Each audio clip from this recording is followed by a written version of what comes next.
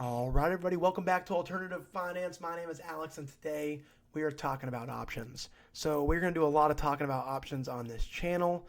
Today, we are really going to focus on the basics of options. So what are they? Trying to help you understand them as a whole, because you guys, options can be extremely complex. You can use them a ton of different ways. So we're going to take it step by step when it comes to that. And today we're just talking about the basics, okay?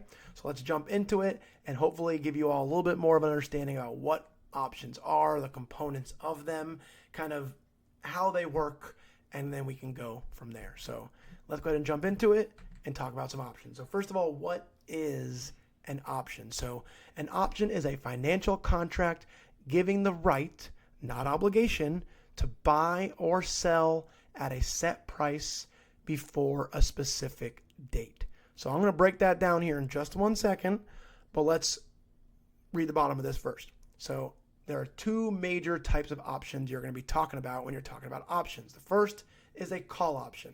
Now, a call option is what you're talking about when you are talking about the right to buy an asset. Okay? Easy way to think about that is a call option gives you the right to call an asset away from somebody else.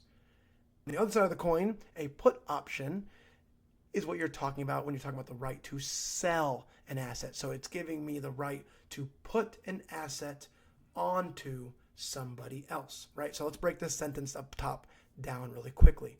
So it's a financial contract, right? So when I enter into an options contract, I am making a legal commitment here. This is a financial contract where I am giving the right, not the obligation, right? So whoever is the buyer on the buying side of this contract, they're getting the right. They don't have to do anything. Now, they're presumably utilizing options because they think there's some money to be made. And if they make that money, they're going to exercise their rights. But it's a right. And then the right to do what? To buy or sell at a set price, known as the strike price, which we'll touch on here in a second, before a specific date. So we're making an agreement to buy or sell a stock at a set price within a certain time window. So how do they work? The buyer is going to be the one who pays a premium for the right. And if you think about this, this makes sense, right? When you buy something, usually you hand over money and you get something back in return. In this circumstance, if you're buying an option, you're getting rights to do something. The seller receives the premium and takes on an obligation. And again, that makes sense. When I sell something, usually I get money for something.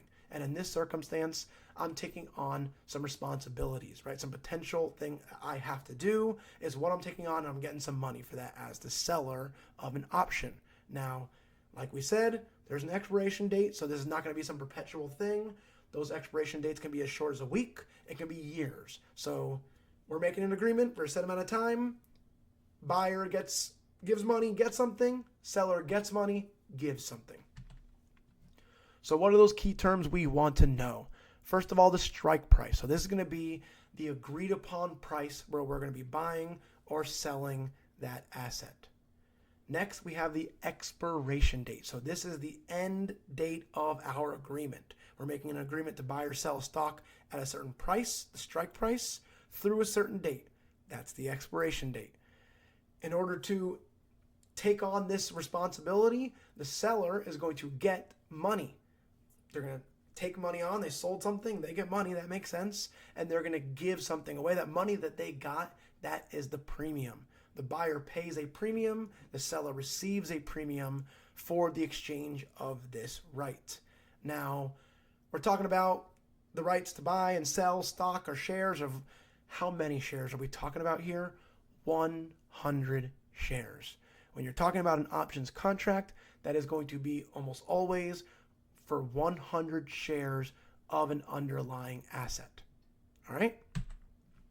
Now, what are the risks to watch out for? Now, I just said that when you buy an options contract or sell an options contract, or you're dealing with an options contract, you're talking about the rights to 100 shares of an asset. Now, if you're talking about stocks like that are $400, $500, you can do the math about how much you would have to put up for 100 shares of a stock like that. So needless to say, when you're dealing with options and you're paying a premium, you are dealing with a lot of leverage. Essentially what I mean by that is I'm paying a premium, small amount of money, to control 400 times 100 or more, big amount of money, right? Small amount of money up to control a big amount of money. That's called leverage. And when you do that, obviously I'm controlling a big amount of money. With a small amount of money, that comes with a lot of risk, right? So small asset moves make big option price value swings. There's a lot of risk that comes with options. You want to understand how these prices move, especially short-term options. Those prices can move very quickly with very small moves in a stock. Next up, you have premium loss, right? So if you are buying an option, if I'm buying a call and buying the right to buy a stock at a certain price, if the stock never hits that price, that right to buy that at a higher price is not going to do me much good, right? Because I got the ability, let's say a stock is $100 and I agree to buy something, or I buy the right to buy something at $110. That is my strike price, $110.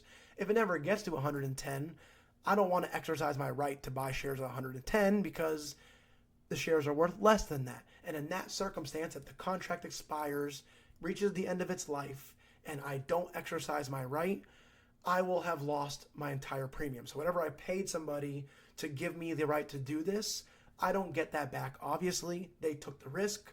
They get that premium. I lost my premium, and you will lose 100% of it if you never exercise that right and it goes all the way to expiration. So you can lose the 100% of the premium in these types of transactions. Now, finally, in some circumstances, there can even be potential for like unlimited losses. Now, if you look down below there, sellers face uncapped risk with naked calls. So what is a naked call? That is, in the example we just made, $100 to $110. Let's say I made that transaction. I sell the right for somebody else to call shares away from me at $110. And let's say that those shares go to 200 by the end of that contract. Now, someone's going to come to me and I owe them shares at 110. I got to go get those shares because I don't have them. That's what a naked call is. So, yeah, if you're wondering what a naked call is, that's when I don't own the shares that are for the underlying option. In that circumstance, I got to go get those shares. And I just said they were $200. I owe them to somebody at 110. You can see where if they even go higher than that, depending on how long of a term of an option we're talking about, there's a lot of risk for losses, which is why if you're going to utilize something like selling an option against selling a call option, own the shares, unless you understand the risks. All right. And as I say down below, options are not suitable for all investors due to the complexity of the investment. Understand these risks on this page. If you are looking at this and you're like, what is this guy even talking about right now? Dig into this part of it. I will make more videos on it. I promise you that. But understanding the risks of options is huge. I usually don't recommend options for everybody because I cannot explain them on the back of a napkin very simply to you. So if you don't understand these risks, educate yourself on them. There are definitely some very unique risks when it comes to options. Now that I've sufficiently scared the pants off you, maybe, what are some ways that people use options? So some people do use them for speculation, kind of like what I'm just kind of was talking about just now. And if you're going to use them that way, know the risks. Be careful, because you can definitely make a lot of money speculating with options, but you can also lose a lot of money. So we're not going to talk about that one here today, but people do use them for speculation. What we will talk about is using options to generate income.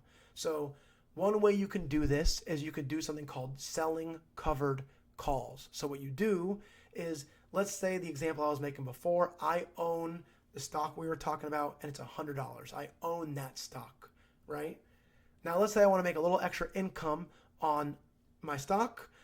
I don't know if it's going to be doing anything much. I want to get a little extra income out of it. So I will sell that call option we were talking about to somebody else at $110. So I'm giving somebody else the right to call my shares away from me at $110.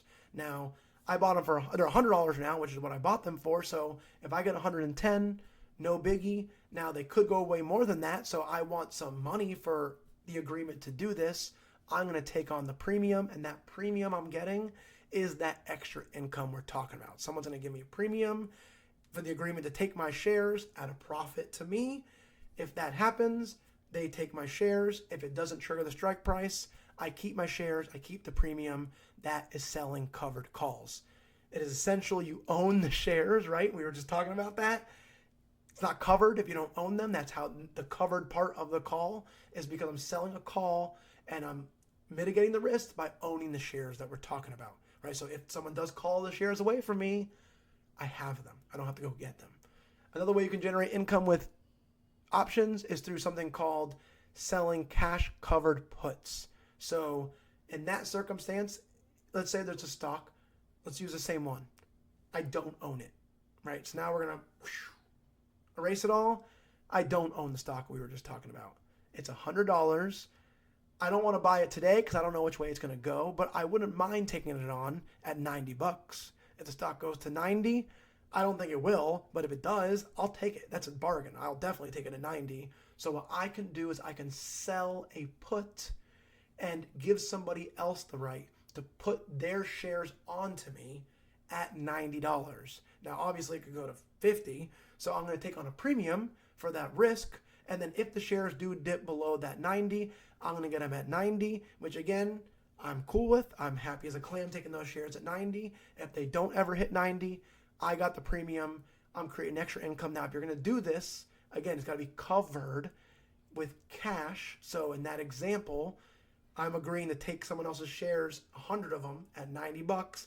I need $9,000 off to the side so that if that does happen, I have money to buy these shares. Because if I don't have the money to the side, now we're at a risk again, right? Because if I don't have the money to the side, someone comes, you're taking my shares at 90, I don't have the money. That's where the situations come in. Know these risks with options, but you can use puts, selling puts to generate some income on some investment opportunities as well. Next up, we got risk management. So another way that people use options is to manage their risk. So I'll talk about the first one. I won't go into too much detail with the second one, but in the situation we just went through right now, right? The person selling their put to me at $90, they're buying a protective put. I'm selling a cash covered put because I don't mind taking the shares at 90. They own the shares. They're afraid they're going to go down. So they're the buyer of the put. They bought the right to put their shares onto me at 90. Whoever the buyer was, they bought a protective put. And that limits their downside at 90 via me, right? I will come in and buy their shares at 90. So I'm their protection. We exchanged a premium to make that happen. Boom. That's risk management for the person that had the shares and is protecting their losses at a minimum, at a maximum of $90 a share. And then you also can do something called collars, combining a protective put and a covered call, limiting downside and upside. And honestly, you guys, you can get really into the weeds with some really cool, complex strategies with options.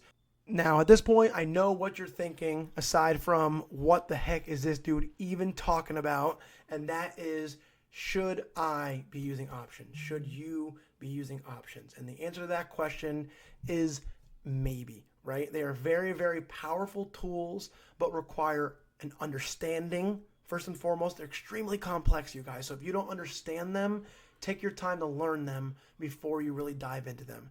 They require a clear strategy aligned with your goals. You got to know why you're using them and how you're using them. Otherwise, again, they can really catch you off guard and enter a lot of extra risk into your portfolio. You need to have realistic expectations. So this is not some kind of get-rich-quick scheme. And really, if you're going to be utilizing options and you're not very, very savvy with this stuff, I definitely would recommend some professional guidance so that you can at least bounce ideas off of somebody as you're executing this stuff. So this is not a get-rich-quick scheme.